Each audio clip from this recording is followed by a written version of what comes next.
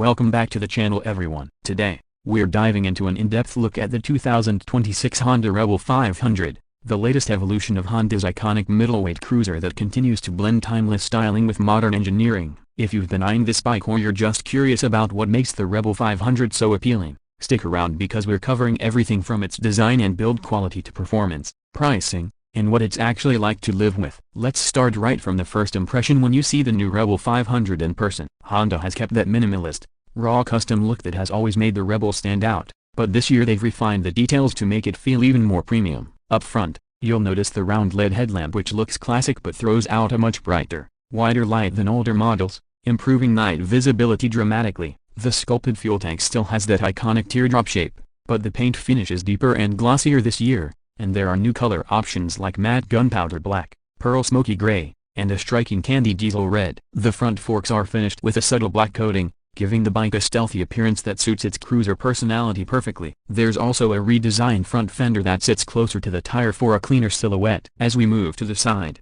the Rebel's low-slung stance becomes more apparent. The bike keeps its accessible seat height at around 27 inches, making it friendly for new riders and shorter riders alike. The frame itself is exposed in places, which contributes to that stripped-back, custom aesthetic that so many people love. New for 2026, Honda has revised the side covers and subtly reshaped the rear subframe to make it easier to fit aftermarket accessories, like saddlebags or a custom seat. The sculpted exhaust has a darker finish this year, and its shape flows more smoothly with the bike's overall lines. And when you really look closely, you'll see nice touches like blacked-out engine casings and minimalistic badging that keeps the look clean and modern. At the back, the Rebel 500 stays true to its simple and classic design philosophy. The taillight remains in LED unit, but it's slightly slimmer and sits just under the redesigned seat, keeping the profile low and neat. The rear fender hugs the rear tire a bit tighter, giving the whole back end a more compact, muscular look. The twin rear shocks are still there, but they've been slightly retuned for better comfort over rough roads. Honda has even adjusted the license plate holder and indicators to look less bulky,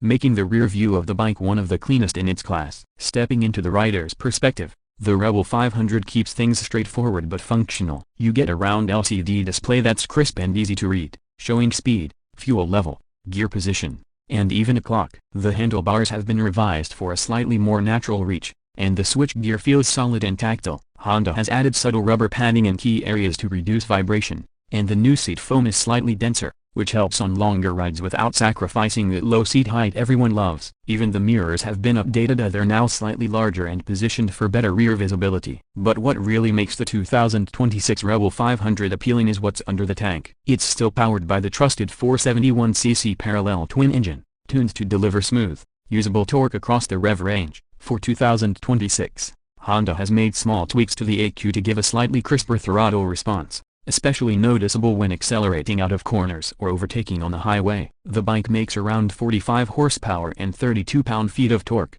which is enough to feel lively but never overwhelming, perfect for city commuting, weekend rides, or even light touring with the right accessories. The 6-speed gearbox remains slick and predictable, and Honda's assist and slipper clutch keeps the lever action light while helping prevent rear wheel hop during aggressive downshifts. In real-world riding, the Rebel 500 feels surprisingly nimble thanks to its low weight and compact wheelbase. The retuned rear shocks and slightly stiffer front forks give it a bit more confidence through bends without sacrificing ride comfort. Braking is handled by a single disc at the front and rear, both supported by ABS, which comes standard. While this setup isn't designed for track riding, it delivers more than enough stopping power for daily riding and spirited weekend runs. Fuel efficiency is another big plus. Riders can realistically expect around 65 miles per gallon, depending on riding style, which means the Rebel 500's 3-gallon tank can take you nearly 200 miles before needing to refuel. Maintenance is relatively affordable too, thanks to Honda's reputation for reliability and a wide network of dealerships and service centers. Pricing for the 2026 Honda Rebel 500 starts at around $6,800,